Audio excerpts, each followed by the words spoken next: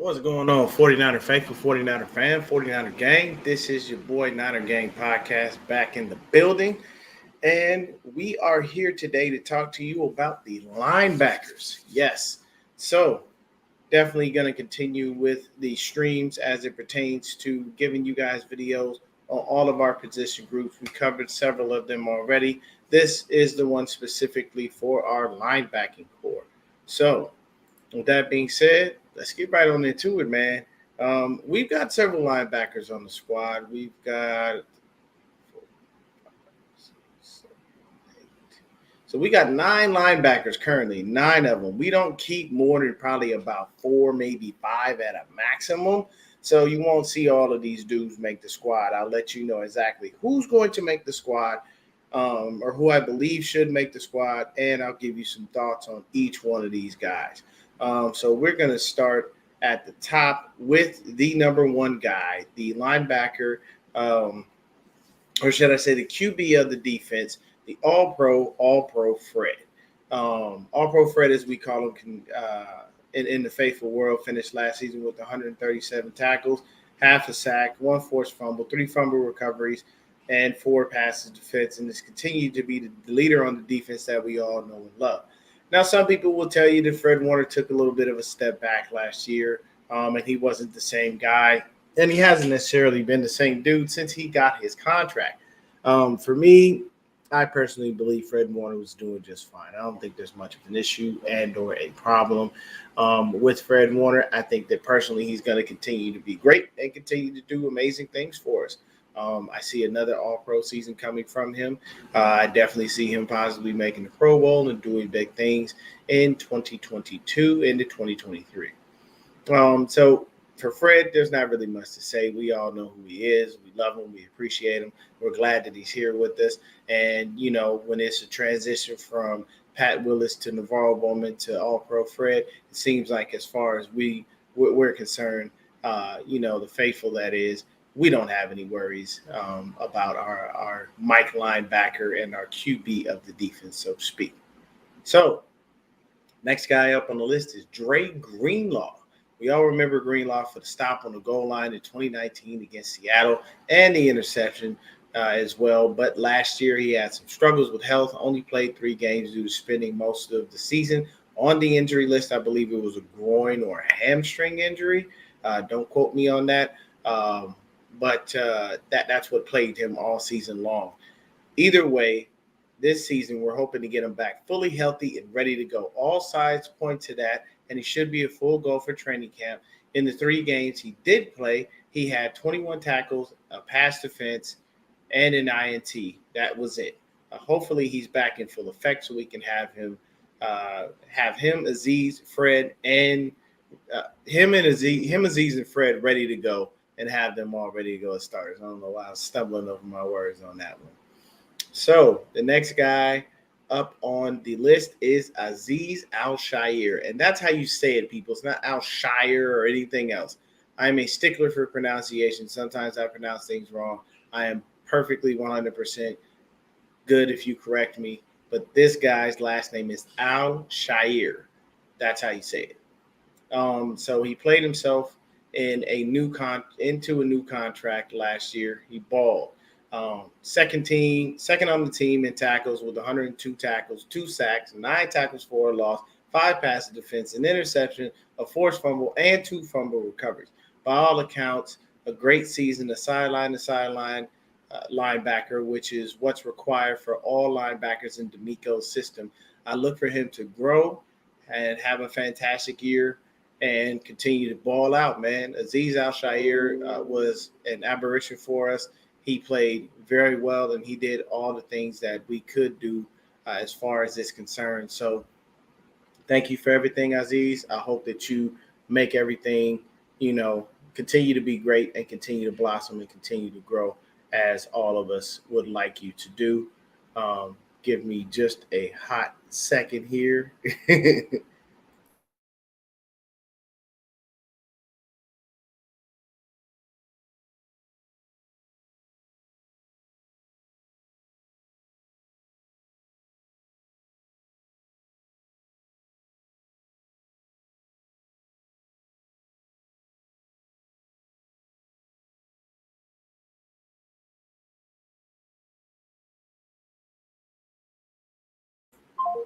Sorry, sometimes, man. I got to mute the show. Duty calls. When the wife calls, you got to take the call real quick and make sure you get everything that you need. But either way, CG Ruthless, what's happening? What's happening? Um, Aziz Al Shair was a great linebacker for us. We hope for him, Dre, and Fred to be healthy all season long, so we don't even have to use any backups as far as that goes. And we just want them to be able to ball out all season long. If they can stay healthy all year, this would be fantastic. That'd be great for our linebacking force. And just had Jay in the Bay. What's good? Got to get you on the show, man. We got to talk football because Jay in the Bay and my dog CG Ruthless. Shout out to CG Ruthless, man. He reached out to me, and I do the 49ers round check with him every Monday at 6 p.m. So definitely tune into that. Like and subscribe his channel, and definitely shout out to my dog Jay in the Bay. He brought me on. I need to get him on the show so we can talk some football as well as 49er stuff. So we can see what's going on. I really would love to get Jay the Bay on because we need to talk about this QB situation. He was definitely a Jimmy G supporter to an extent, but now he seems to be rolling strictly with Trey Lance. But I like it. Jay the Bay is one of those guys. He supports whoever plays for the team, and I consistently understand and agree with that. But I'm one of those people. I'm a Jimmy hater. I really am. Everybody knows that. If you watch this channel, you see how I move. So back to the linebacker. Shout out to Jay the Bay and CG Ruthless Sports doing big things out there. Congrats to both of them on all the success that they've had. And wished many, many more success. So, Oren Burks picked up mainly for special teams. It was said at the State of the Franchise that he got a lot of praise for actually being a linebacker. Kyle feels if we lose one of our guys, that Burks can step in and we won't miss a beat. I'm not sure of that due to his lack of play and how he was relegated to special teams. He's played in a total of 7 games over his 4-year career with Green Bay. Not much experience, so hopefully his special teams play will be great. Now, I did try to take a look at some stuff for Oren Burks, and it's all special teams. They showed a couple of college highlights of him just being a linebacker, which is cool. And it's no disrespect to the man. Thank you. I appreciate that. Jay in the Bay. And it's no disrespect to Oren Burks. And whenever I talk about these players, this is all from a player standpoint. It's never anything personal because I don't know these people to have a personal relationship with them to be able to pass that type of judgment on them, though none of us should be passing judgment. Either way, we still do it. And this is just me being an optimistic person from a person on the outside looking in. I see Oren Burks as a special teams player. If he winds up on the field, that's a bad thing because that means that either Aziz, Fred, or Dre has went down. And I don't want that to happen. So, or if he's spelling one of them, that's fine. But I just think that all offseason, the 49ers did invest in a lot of players that were going to make special teams better. And while let me actually put that up there. Jay and the Bay makes a great point. Our special teams will be a strength this year. So while a lot of people have said that special teams is a different thing, and we didn't focus on it over the past couple of years, and we had Hightower and it didn't look great. And it's nothing against Hightower. It's probably just time for him to move on. He's over in Green Bay, and I can appreciate that, man. Yes, and we do have a new special teams coach. There it is. What's happening, YSO? What's good with you, brother? So for me, I think that Oren Burks will be relegated to special teams. If he does wind up on the field, it's not a good thing because we lost one of our starters. But hopefully, he can do some things that, wow us. I saw his special teams video, and I did like what I saw. So he definitely is a sure tackler, and he makes his plays on special teams. He's not just a random guy. He does do a great job. So I feel like that's where he will be, and I can appreciate him. So that probably gives him a better chance of making the squad because of what he brings in that role. So the next guy on the list, Demetrius Flanagan-Fowles. He had some playing time last year due to the injury to Greenlaw, but in that time did nothing to wow the crowd, so to speak. He appeared in all 17 games, had 29 tackles, and that was it. Another special teams guy who knows the system and should make the team, but I don't expect much from him but to be on special teams and the bench for that matter. Once again, nothing personal against Flanagan-Fowles. I just don't see him doing anything spectacular, and I haven't since he's been around and been with us. So for me, he's most likely going to be relegated to special teams, and he has an inside track to make the team due to him knowing the system already. And he's been here for the past couple of years as well. So Curtis Robinson spent last year with Denver and then the 49ers. No real NFL experience whatsoever. What a coincidence. He's a Cardinal. Sure, Lynch may have had a hand in picking this guy up.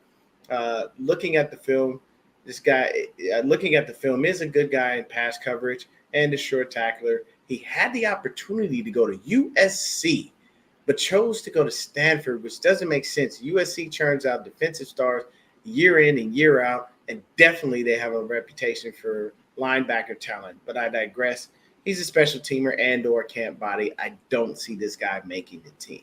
Now, I want to throw up a little bit in my mouth because I just gave USC that kind of praise. While I can't stand USC because I am a diehard UCLA fan, shout out to my uncle for making me a UCLA fan. I love him to the max. 49er Media was happening with you. But I do have to give credit where credit is due.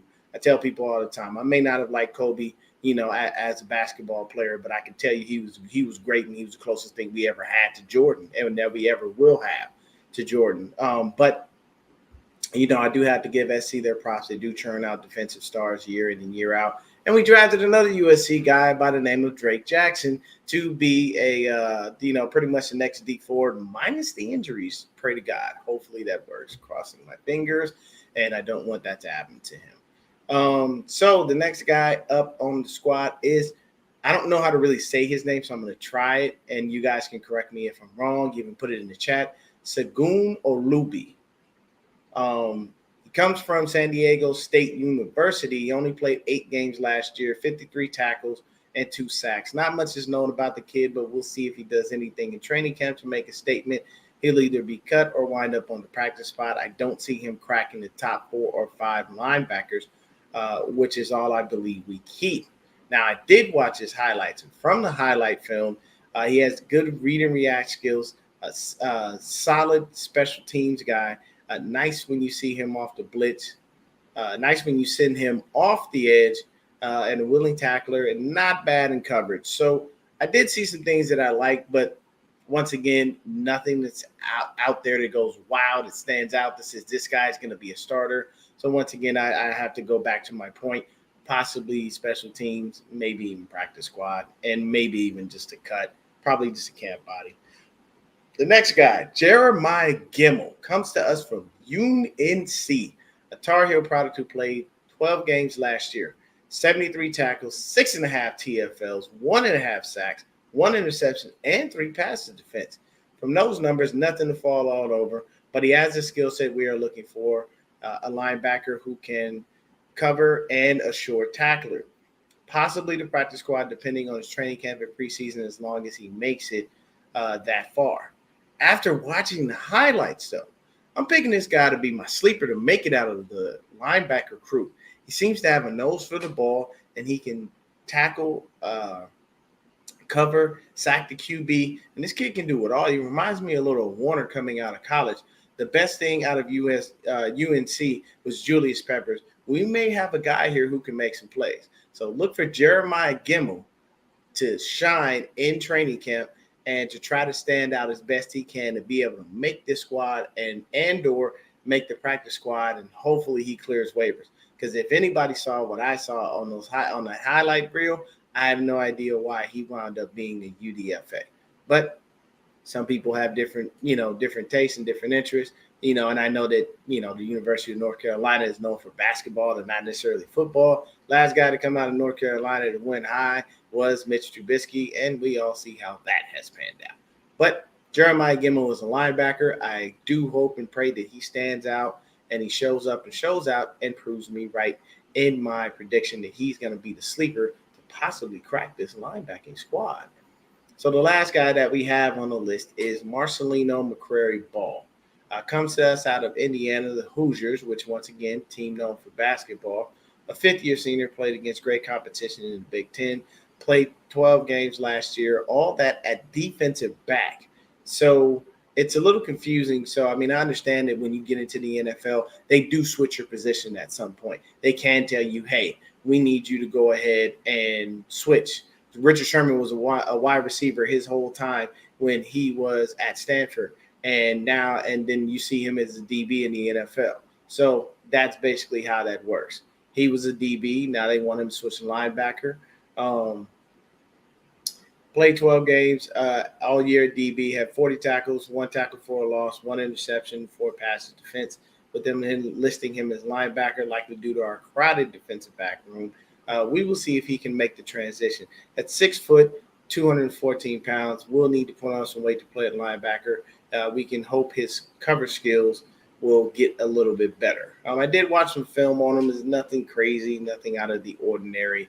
And we'll see what we got with him. You know, I mean, sometimes when you take a guy that played DB all his life and then you turn him into a linebacker, that just means that it's easier for him to cover because he only has a small space to cover and he doesn't have to worry about winding up, taking someone all the way downfield or, anything like that. He just basically can cover in space and play zone to be able to make sure that he can make a play. And he did have a couple of interceptions over his career. I believe he had 4 in total. Which isn't anything spectacular, but not many DBs have a ton of interceptions when they come into the NFL fresh out of college. So those are our linebackers here, guys. So let's go ahead and take a look at it again. So we already know Fred, Aziz, Drake, penciled them in, and we already know those guys are there. What's going on, Paul? How you doing, brother? The other guy that we most likely will have is probably Oren Burks and Flanagan Fowles. So that's 5, and that's more than we're going to keep. We'll probably keep 4 to 5. We always do. But here's the issue.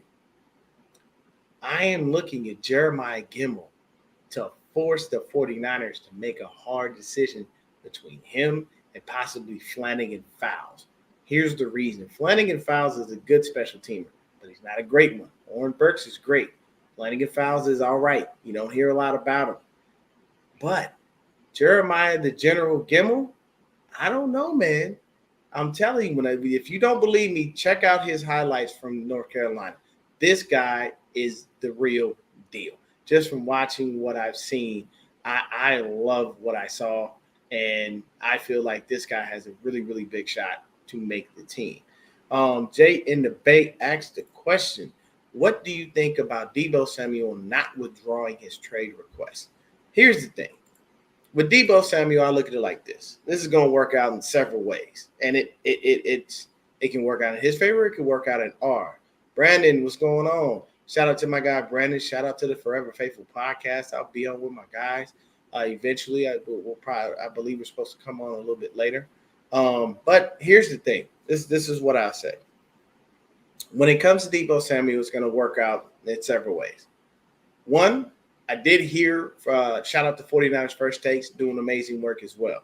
I did hear from him that Jimmy's set to start throwing a little earlier than anticipated. So if 10 can get out there, throw, show he's healthy, and we can get him off the books, and we don't have to worry about trying to take on any of his money, then, yeah, we might be able to try to, throw a little bit of that money Deebo's way. That's a possibility. It could work out. So we'll see if that happens. If that doesn't happen and we're stuck with having 10 on the squad for at least a little through training camp just because we're trying to find the right trade partner, number one thing for John and Kyle is not to get greedy. Do not expect somebody to walk up and offer you a first or a second round pick for a oft-injured quarterback who is probably, I want to say, 17 to 32 at best, if that high. And I'm really leaning more toward the 32. He's not a top-tier quarterback. Can he win you some games? Yes. Can he get the ball over the middle? Yes. But he can't throw outside the numbers. He has no deep ball, and he gets injured. So those 3 things counting against him are several things you need to be a premier quarterback in this league. So that's one of the things that's possibly hindering us. I know a lot of other teams figure out ways to find money in random places because the Rams seem to have found a way to sign Aaron Donald, sign Cooper Kupp, all of those things. But back to Deebo, I only mentioned 10 because he seems to be a little part of the issue for me. But here's the other thing. With having Deebo Samuel there, it can work out. If we get rid of 10, free up his money, we can even throw his money Deebo's way. We can say, hey, Deebo, we understand that, we we weren't forthcoming with the right kind of deal to be able to take care of you. There was no deal. I don't know. At this point, I'm sure that I have no idea. You're right, why? So the cap probably is a myth because there's too many teams that find ways to pull money out their ass and pay these players. And the 49ers seem to be very frugal. We need to get off of that train and get on the train where we start doling out the cash to some of these cats. Because I can tell you right now, Nick Bosa, if he has another great year, he ain't taking no less than 30. We're going to have to break him off. So the next thing with Debo is we can keep him. Technically speaking, he's under contract. And he does not have the kind of money where he can sit out the whole season and not play and do all of that. I don't see anything where he's making outside money that he's set enough to be able to take on those fines. He's only making, I believe, about $4 million this year. So he doesn't have the chance to be able to actually sit out this year. I know a lot of people think he might, but you have no hope on doing that just because you don't have the money to be able to do it. And you got to continue to feed your family at some point during the season. He might be able to afford one, maybe 2 games, but he can't sit out the whole season. It's just not he hasn't made it that far, and he was not a first-round pick, so he does not have the luxury of having that bread just lying around. The other thing is we can wait him out. He'll play at some point this season, and he'll ball out. And to be 100% honest with you, I don't want this to happen. The 49ers can be dicks. They can franchise tag him next year. He'd be getting paid like a top receiver, but it wouldn't make a difference. They can franchise tag him. And I understand he doesn't want to do the wide back role. That's probably why Tyrion Davis-Price is here, and why we have like a stable of running backs right now. But there's too many things that work in the 49ers' favor for Deebo Samuel. For me, I look at it like this. This is real simple. Get rid of 10, whether you trade him or cut him. Either way, you cannot have him on this squad. You're not going to destroy my locker room having 2 starting quarterbacks. Everyone knows if you got 2 starting quarterbacks, you got no starting quarterbacks. It's going to be a bunch of bullshit in the locker room. The minute Trey screws up, they're going to be like, we can go back to Jimmy. We were winning with him. Why don't you just put him on the field? Yada, yada, yada, blah, blah, blah. Anyway, for me, I would like it to work out this way. Pay the man. Trade 10. Cut 10. Once that money's freed up, get Parag in the lab with John Lynch. Figure out how to get Deebo some money. It's real simple. You don't have to pay him $28 million. He's just not going to get that. And he understands that. A.J. Brown just got broke off. They got the same agent. So this is what you do. You throw the right number at Deebo. You make sure you got some incentives in there. You give him a nice enough signing bonus. And really all these players truthfully are worried about today is the guaranteed money. That is the whole point of this. They want to have guaranteed money. So they are set up and their family is set up. And they know that no matter what happens to them, they can get that bread. The 49ers typically either front or backload contracts. That's usually how it works. And if they front load it, then that means they give you a lot of guaranteed money up front. So that way they don't have to worry about that later on down the line. Some contracts balloon, some contracts decline over the years. It is what it is. I just want him to definitely go ahead and get right.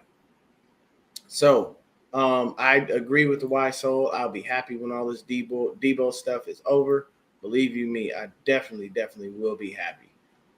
So CG Ruthless says, if we give Deebo an extension, I'll buy his jersey. I usually don't buy current 49ers jersey unless they sign long-term. And I agree with that. That's why I have a Trey Lance jersey, because I believe if he's our quarterback in the future, he's not going to go anywhere. You don't trade quarterbacks very, very often, if at all.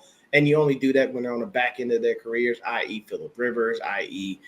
Matt Ryan, all of the things, guys like that. That's when you start moving, because you're going to move on and you know that you're rebuilding your franchise with a new person. And you either drafted them or you're going to trade to find them. In Atlanta's case, they think that Marcus Mariota is the answer. He wasn't the answer in Tennessee. I guarantee he ain't going to be the answer in the ATL. So it is what it is.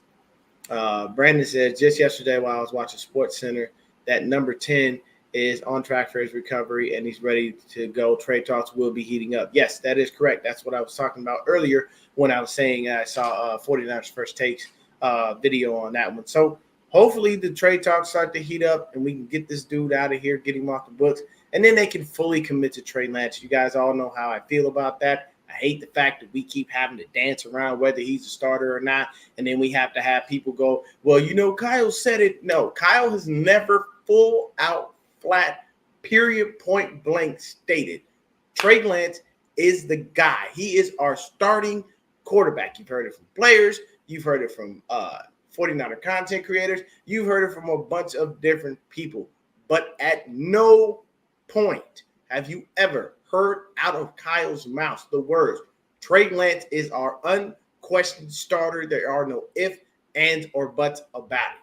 They are still playing this stupid game of loving on 10 like he's going to do something and making it seem as if they really want him so bad that they're going to force somebody into a better draft pick than what they're going to get. Everyone knows who 10 is, what he can and cannot do, and there is no reason at all for anyone to believe that he's going to be anything more than just a mediocre regular quarterback who can win you a couple of games and disappears in the fucking playoffs. Don't believe me? Look at his playoff stats. And you'll be like, what the fuck? How did they win any playoff games? Oh, special teams, defense, and the running game. Wow. That is crazy that happened. I didn't know that. Yeah, that's exactly what you're going to say to yourself. This is how it works. Eli Manning was a shitty regular season quarterback. The few small times that he did make it to the playoffs, he got 2 Super Bowl rings out that motherfucker. His brother Peyton, full opposite. Great regular season quarterback. Probably the greatest regular season quarterback of all time. You knew you were going to the playoffs every fucking year with Peyton Manning, but you didn't have a guarantee you was going to win. You know why? He only got 2 rings. So these are things that happen that show you who a person is. We all know what 10 is. The bullshit game that our management and Kyle and the front office is playing, trying to make it seem like they want him and they're ready to keep him on the squad for the season is fucking stupid. And plus, it further pushes the media towards the narrative that Trey Lance isn't ready and that we don't know what's going to happen with him and we're not sure. And the stupid term of arm fitness and all the bullshit that comes along with it. Here's the thing. Thank you for your services. Appreciate you for what you did. You fucked us out of a Super Bowl because you couldn't throw a deep ball and you barely played. That's it. The man literally has about 3 full seasons of football in his whole career. He's been in the league for like 7 or 8 years. That tells you, 1, he sat behind Tom Brady all that year. 2, when he did have the chance to be able to play, he injured his 4th thumb and he can't play. So Jacoby Brissett had to come in and have the balls to be able to hold it down until Tom got back. And then 3, what do? You try to be a running back here right after you ripped off a fantastic end of the year, and we had high hopes. We started the year 1-3, and then that year was just 2019 was just a disaster, all because you decided you wanted to be a fucking running back, and we know you are not such. You are not a mobile quarterback. It's not what you do. So all of these things said, we just need to cut or trade him as soon as possible so we can make Trey our unquestioned starter and put to bed all this bullshit and allow the media to understand that we're moving forward. We don't look back and we don't care. You know what I'm saying? Crazy Juice says he thanks Jimmy for what he did for us, but it's time to move on. I feel the exact same way. Trey, Paul Hope says Trey is my next jersey for sure. I need a 5 in my rotation. Exactly. So that's the show on our linebackers. I know went on a little bit of a tangent as it pertains to 10 and Debo and some of those questions, but they were asked, so I definitely got to answer them. I like to interact with the chat. I'll be on with the Forever Faithful podcast later. Definitely tune in to check them out. Great guys doing fantastic work. We will definitely be talking about some different things. I think that it's real simple.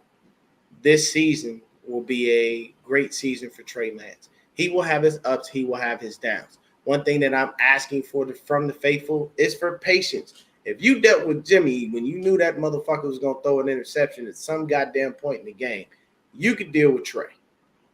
That's all I'm saying. You can deal with Lance because why? Lance, at a bare minimum, gives you the option to be able to move the pocket, the option to get out of the pocket if it collapses and run for a few yards. Do we have to teach him how to slide? Yes. Why? Number 1, we want him to stay healthy. We don't want him taking big hits. And number 2, if he slides and just barely gets grazed, quarterbacks get flags all year and all day in this fucking league. You could breathe on the quarterback wrong and then throw a 15-yard penalty because your breath was hot. It is what it is. But I just say, let's move on. Let's move forward.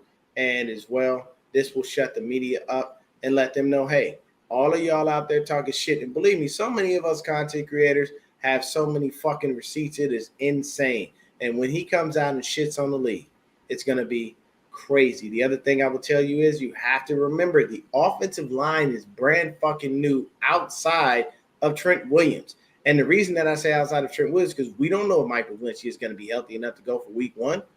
Literally, everybody else on the line is brand new outside of possibly Daniel Brunskill holding that right guard spot down. And we don't know if that's going to happen or not.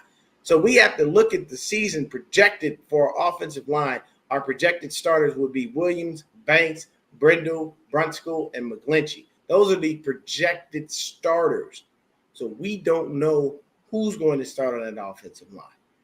And I like what Trent Williams was saying about Aaron Banks and how he feels about him. And for me, playing next to Trent Williams should make Aaron Banks better.